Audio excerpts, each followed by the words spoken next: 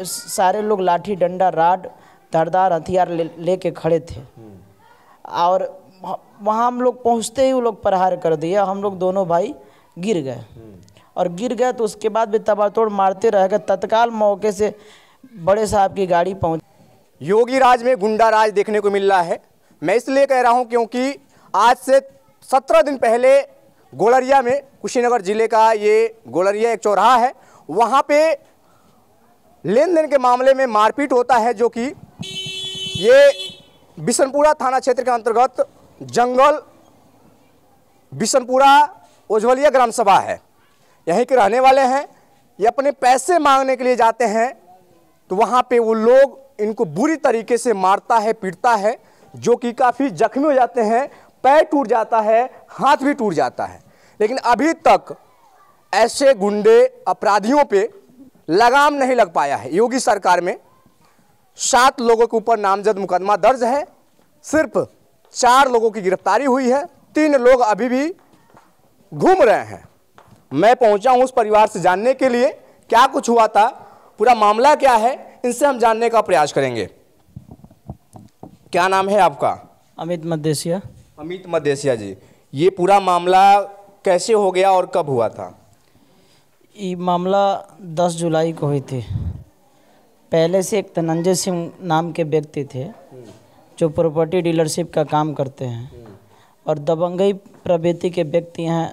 हमेशा गाड़ी बदल के चलते हैं, कभी इनोवा, कभी अर्टिगा, कभी स्विफ्ट, कभी स्कॉर्पियो, इस तरह की गाड़ियों से, कभी बुलेट, कभी प्लेटिना, कभी स्कूटी, बदल बदल के गाड़ियाँ चलते हैं। प्रॉपर्टी डीलरशिप का काम करते हैं और सुबह वो आते हैं 10 जुलाई को, चाय पानी करते हैं।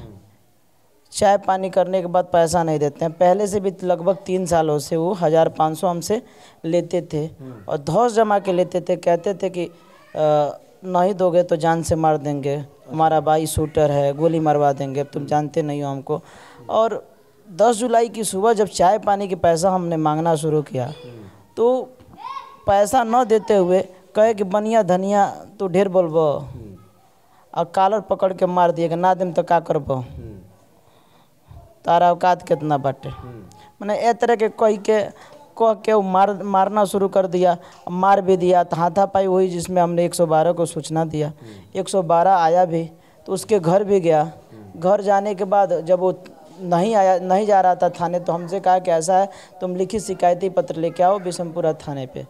हमने लेके गया, बड़े साहब को मलैया करा के शिकायती पत्र दिया और शिकायती पत्र के दे के आया। रात्रि 8:45 पे हम लोग घर दुकान बंद करके दोनों भाई जा रहे थे, एक ही मोटरसाइकिल पे थे। एक रास्ते में विपिन किराना स्टोर की दुकान पड़ती है, उसके ठीक सामने एक देव फर्नीचर हाउस की दुकान है, उसी में लगभग 50 की संख्या में धौस जमा के बैठे थे, जिसमें से मैंने 5 बाइक भी देखा था। बाइक पे लोग खड़े भी थे और सारे लोग लाठी डंडा राड धारदार हथियार लेके खड़े थे और वहाँ हम लोग पहुँचते ही वो लोग प्रहार कर दिया। हम लोग दोनों भाई गिर गए और गिर गए तो उसके बाद भी तबातोड़ मारते रह गए। तत्काल मौके से बड़े साहब की गाड़ी पहुँची बिशनपुरा थाने की। उन्होंने बेहोशी देख के हम लोग को तुरंत लाद के जिला अस्पताल लेके गए, जहाँ दोनों लोगों की इलाज हुई। उसके ठीक 5 मिनट के बाद भैया की हालत बिगड़ने लगी तो बीआरडी मेडिकल के लिए रेफ़र कर दिए। बीआरडी मेडिकल के लिए रेफ़र कर दिया। वहाँ भी हालत नाजुक दिख रही थी तो डॉक्टर वहाँ मौजूद नहीं थे। मौजूद न होने के कारण उनको रचित हॉस्पिटल में एडमिट किया गया। गोरखपुर के एक निजी हॉस्पिटल है जिसमें एडमिट किया गया। उसमें अभी तक इलाज चल रहा, अभी तक होश नहीं आया है। अच्छा, ये बताइए, जो पूरा आप बता रहे हैं चाय पानी की पैसा था और ये भी सुनने को आ रहा है कि 30-40 हज़ार रुपये भी ऐसी कुछ पैसा था क्या? जी जी, तो उसमें नगद भी कुछ पैसा था। हमेशा नगद मतलब पैसे दिया था मिला करके 30-40 हज़ार? हाँ, नगद और चाय पानी का सब मिला के पैसा 30-40 हज़ार हुआ है। तो आपने जब मांगने गया तो वो लोग ऊपर ही आपके प्रहार करना शुरू कर जी जी। अच्छा, इससे पहले भी ऐसी कोई घटनाएं, मतलब धमकी देना या कुछ ऐसी अनहोनी हुआ था क्या आपके साथ? उसके पहले अनहोनी नहीं हुई थी, लेकिन धमकी तो हमेशा देता था। हम डर के हमारे पैसा हमेशा 1500 दे दिया करते थे और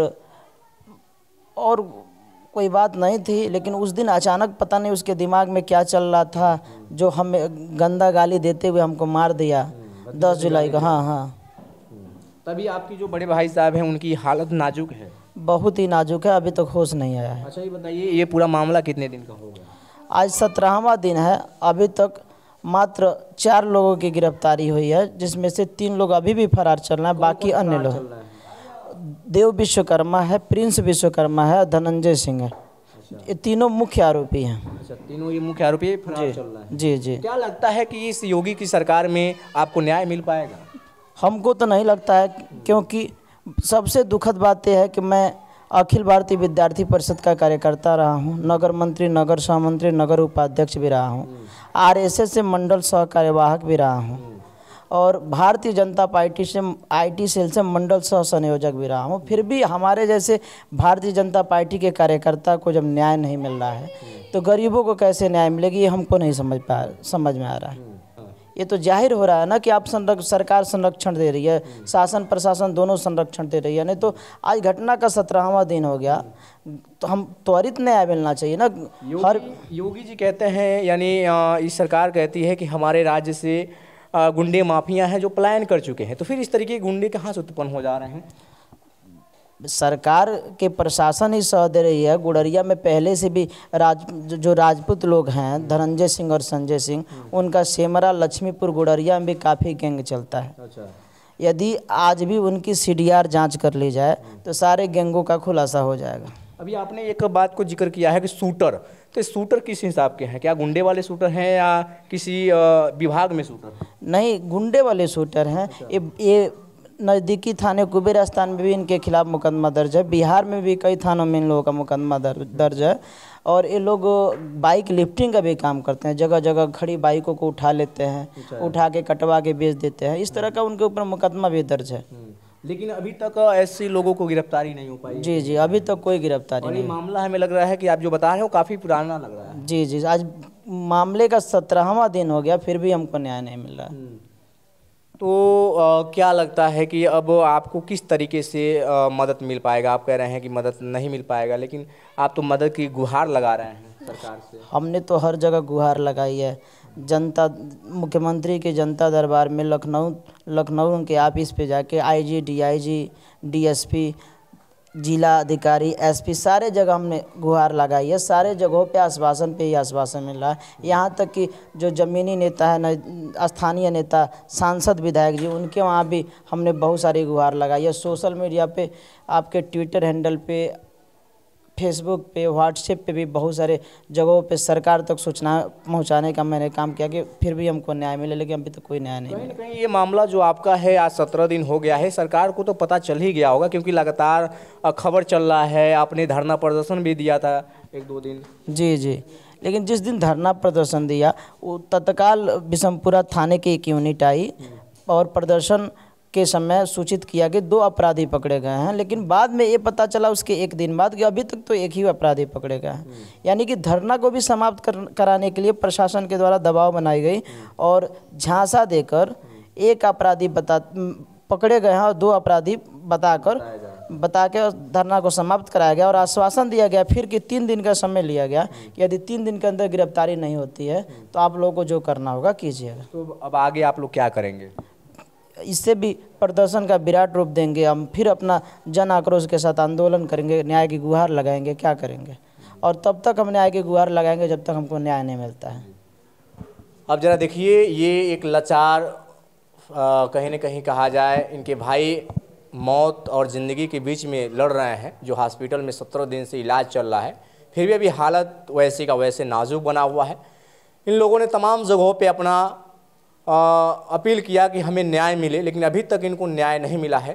क्या लगता है कि योगी सरकार में इनको न्याय मिल पाएगा या नहीं मिल पाएगा? कमेंट बॉक्स में ज़रूर बताइएगा। वीडियो को लगातार शेयर कीजिएगा। मिलते हैं अगले वीडियो में हमारे साथ, तब तक के लिए धन्यवाद। जय हिंद।